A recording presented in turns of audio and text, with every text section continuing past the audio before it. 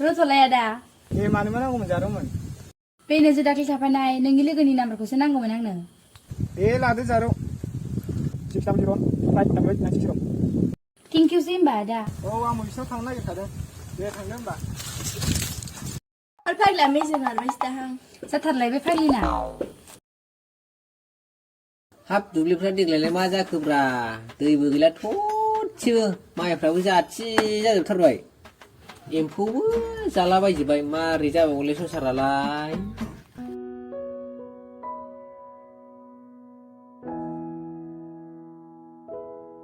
आदा मोनखो मा नागिरदोंलै बायलाय होद फंबाय नै दुब्लिनि माइसो नायफैलाबायदां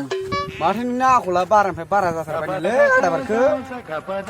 हाब बहा नुवा नोंलाय आंखौलाय नोंमाया नोंखौ हस्पिटाल दोननो होआबा नों आंखौ नुगौमोन नोंनि आखलखौ नायदों नों नोंनि आखलखौ नायदों र'लायनो समायना बिमाजों होजाबासो दा साला नै फान्थाया थांसैलाय समायना आंखौ नायनो गावसोर बायदि उदां उदां थानानै जाग्रा मोनाखै बियो जोंफोरजों लोगो जायाब्रा सिख्लाफोर नायनोबा थादोलै आदा बारखो थांसै आं दे थांदो मालायजों फैदेरलाबायो दुब्लिनि माइ नायनायफ्राव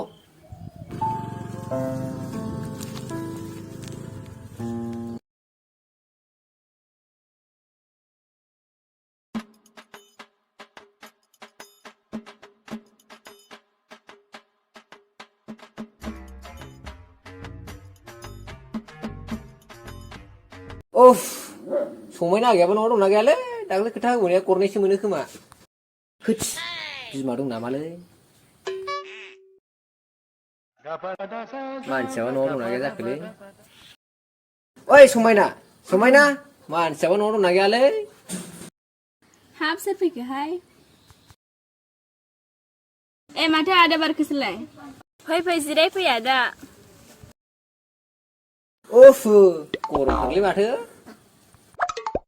माबा आगै दाख्लैनि खोन्थाखौसो खोन्थानो फैदोंमोन आङो हा मादैया न'आव दंना गैया जाखो गैया दहायनो गामियाव ओंखारलांदों माबा आगै बे आंनो दाख्लै फिल्म रिलिज खालामनानै खोन्थानो फैनाया बेखौसो नोंनो खोन्थानो होननानै फैदोंमोन आङो जाबाय नामाहाय आदा जानाया जाबायमोन आगै माने गरनैसो नांग्रोगौमोन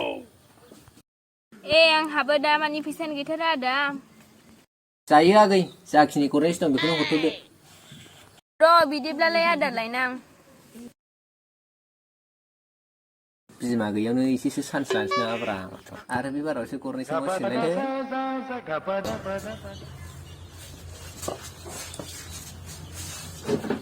आदा बेखौनो लासोबदो फैसा जागोन आगै नाथाय खामानिया जामारगोन ना आदा जागोन आगै 100% हाबाब आदा नोंनाव गोबां गारि मटर थाखा फैसा दंथारोना हाबाब आगै गारि मटर थाखा फैसाखौथ' बाद हो खफ्रिफोरखौथ' लामा गारनायसो लाबायसै आङो हाब्रानो सालिजाया नोंसिनिथिं बेखायनो बे मा होनो बैथालि गार ना मा होनो बे स्कुटिया बेखौसो लाना फैदों आङो हाब बिदिब्लाथ' आदाखौ बमब्रायनानै लामारनांसिगोन हाब आगैया माखौ सानांगौ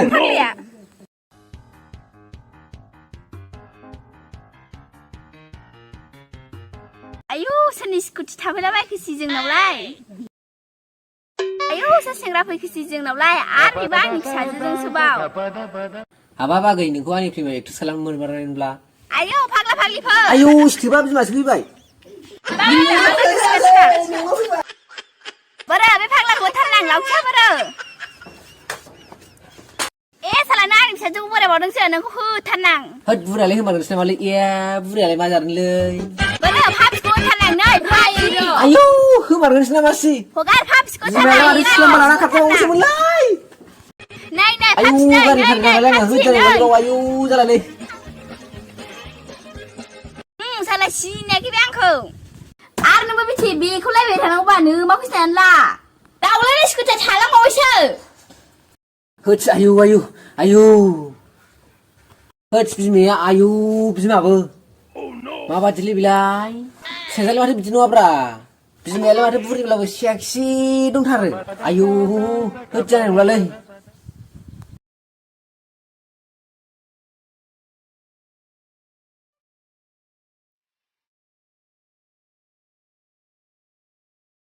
ओइ आसोल नोंनो दाख्लै मबाइल नाम्बार लालायनाया बोरै जाखोब्रा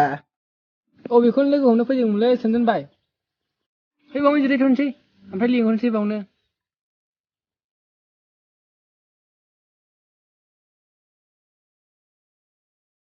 नांदों र' हेलौ सना बबेसिम मोनफैखो नोंलाय नै आं जायगायाव मोनफैबायमोन सना थांगासिनो लामा थाबायगासिनो जोङो Iya salah suara hinjau lu homnोसो आंखौ लिंबोबावदों र' मोननोसै थांगासिनो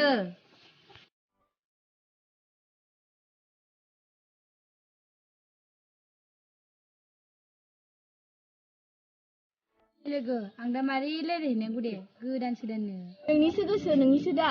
दिनैसो फार्स्ट टाइम मारै रायलायगोन आं फैयासोल हनैलै फैगौ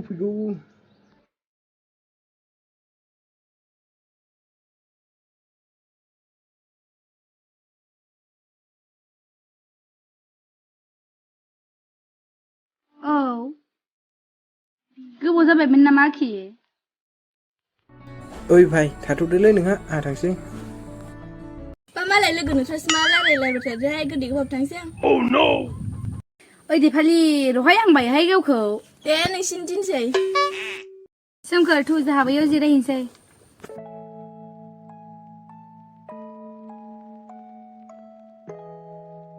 सोमखोर औ माबे थुना जोंना मालाबा बेरायहैनोसै आं नोंसिनिखौ गियोलै सना थोद जाम्बा मोजां मोनलायनायाव बिदिखौ गियो नामा दे मालाबा सम मोनबा थांगोन आं सोमखोर नों आंखौ बेसेबां मोजां मोनो बै हाजोआव बेसेबां दखर दाखला जायगा दं आंनि गोसोआवबो नोंनि थाखाय बेसेबां जायगा दं सना आयौ नों आंखौ एफा दखर दाखला हाजो बायदिसो मोजां मोनो नै जोंनाथ' एक्समामोन केमेरामेन सोलाबथ'आनो दासान्दि आंबो एसे बेस्थ'ना हंकंआवसो दंफैथ'यो आंबो दे होनबा आयौ सोर बिसोरलाय आयौ सोरनि फिसा बिसोरलाय लेवार बेलाव बाख्राय बायदि गोबालायगासिनो बा सानथिं माथिं एथ' लाना जायगायाव बिदि गोबालायो बिसोरो आयौ फाग्ला बिसोरलाय मानसिफोरखौ माबा सिनायसो मोनबाय आङो र' खाथियाव थांनानै नायना फाग्लाफ्रा एरलुलायबायसो नामालै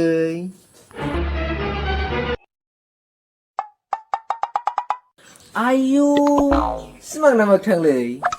रस' हमना नायग्रोनां वाइ होद बारखो नोंसो साला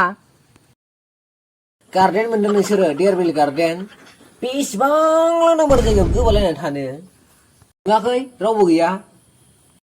लाजिया नोंसोर लाजिया सानसे माथिं लेवार बेलावफोर बायदि आमथा सिथाबलायनानै थानो सना आं गिबायसो सानथिं माथिं आरो आंनि सिगाङाव सोरना फै गोदायबा बिसोरखौलाय आयौ फिननांलायनाय थुस आयौ नोंसोर बिमा बिफानो खोन्थायोबासो जासिगोन होद बारखो बिदि नङाब्रा नङा आरो नोंनो माखौ दा सिनायखायो मा ओमफ्राय नोंसिना रमान्टिक गेलेनाय आद्रा थाबाय नामा दे गेलेबाय थादो थांसै आं सनालै आं गिथारबायसो आइनो खिन्थायोबा गिनाङा सना बे बारखोना बिदिनोखा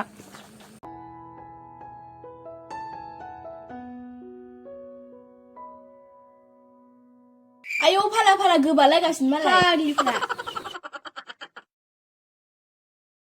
फाग्लाफोरनालाय दाबो जोबा नामाब्रा ओइहाय फाग्लि ओइ फाग्ला थु थांसै उनाव रायलायबाय थादोलै नोंस्रा मा रायलायबाय थायो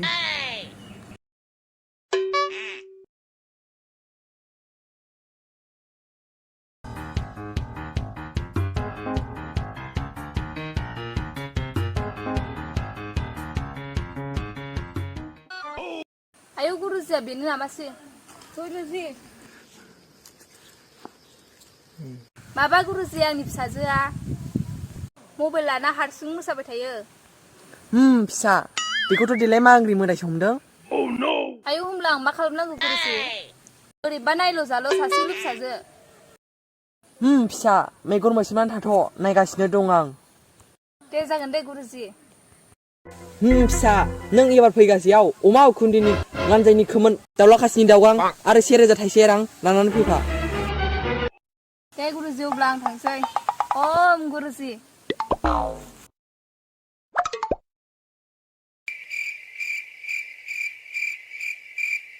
एबारसो मोनसिगोन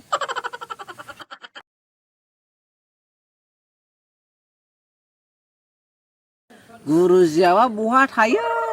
साल बागानखौथ' मोनबायमोनलै आङो अ बाजै बे साल गुरुजिया बहा थायोब्रा अ दे बिदिब्ला आंबो थांगासिनो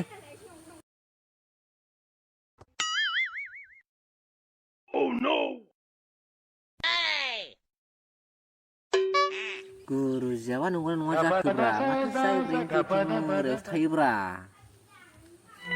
बेनो जानांगौलै र' सेन्देल दोनग्रोनां गुरुजि बुं फिसा माबा गुरुजि आंना फिल्माव एक्ट्रेसफ्रानो सासेबो मोजां मोजां गैला बेखायनो आं नोंनाव फुजा होनो फैदोंमोन गुरुजि नै गुरुजि आं नोंनो लाबोजोबखाबायमोन हे इसोर गुरुजि आंनि फिल्माव साफा साफा एक्ट्रेस मोनथारबानो जाबायलै गुरुजि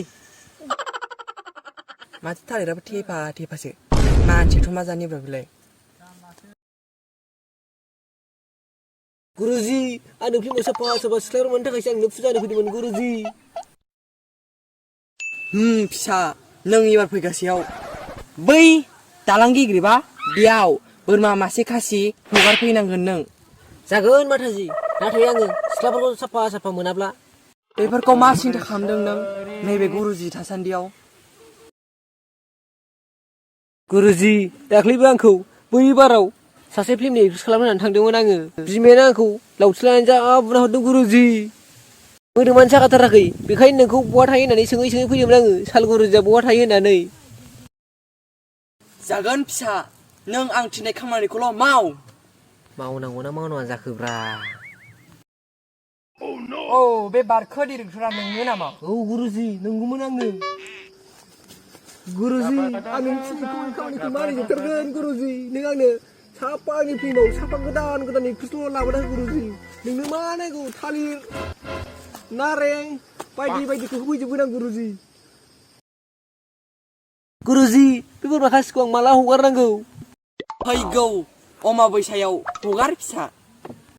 जागोन गुरुजि बिदिब्ला आं थांसै फिसा जागोन गुरुजि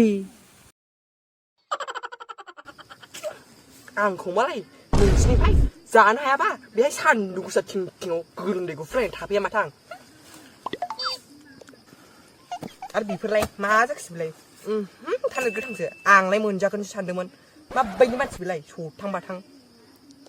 मानसिबो फैखानाय नंला थाबबाय नोङो एफा गरमाव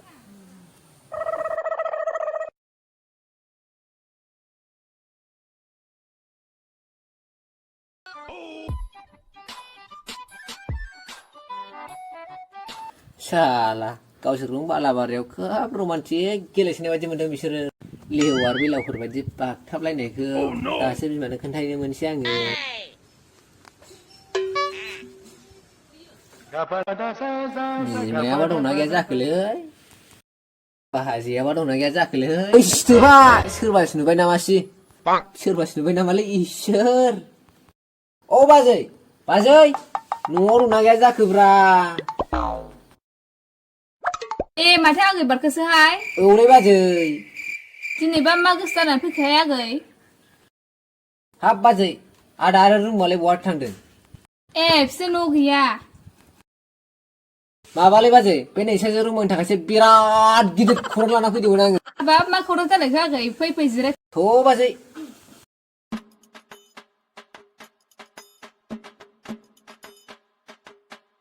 बेवहाय जिरायदो आगै जागोन बाजै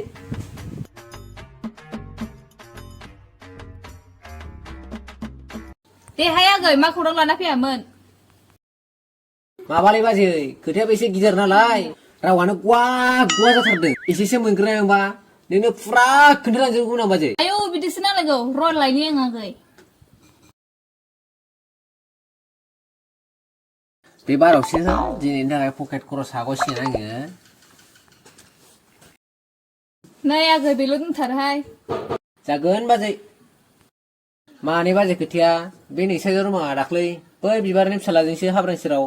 लेवार बेलाव सिथाबलायनाय बायदि गोबालायगासिनो दंमोन हाबाब आगै खोथाया बिदिसो र' बे बिदिखौ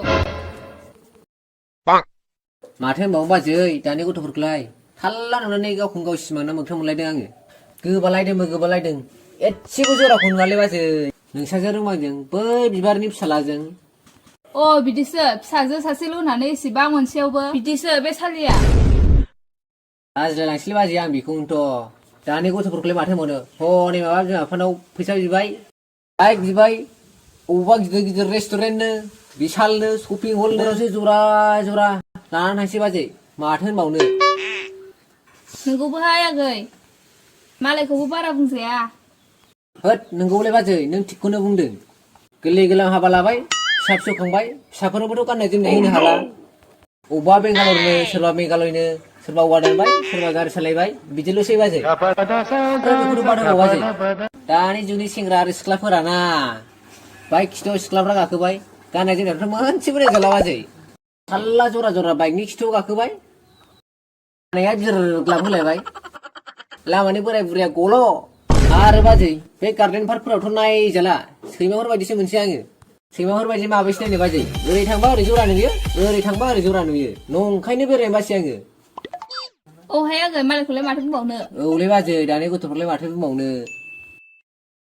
होद बाजै माखासेखौ बुंथ'बावलासो आङो माखासेयाथ' बुंथावथावानो नङा बुंनोनो लाजिलायलांबायसो आङो बाजै दे बाजै बिदिब्ला थाथ'दो आं थांसै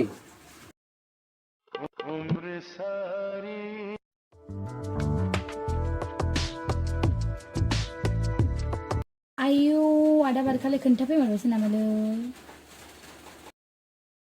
हाब नानि बहा थाङामोन नोंलाय थानो हायिनि बहाबासो लोगो मोनना फैलायबाय हाय आदा बारखो नों मा जानला मोनला बुंबाय थायो दे दाख्लैबो नुखादों आं नोंसोरखौ अ थांना फैलायखो सैमा एसे बायदि स्रुं स्रुं बेरायबाय थायो मानाव नोंलाय आं जेरावखि थाङा फैया ए गथ'आ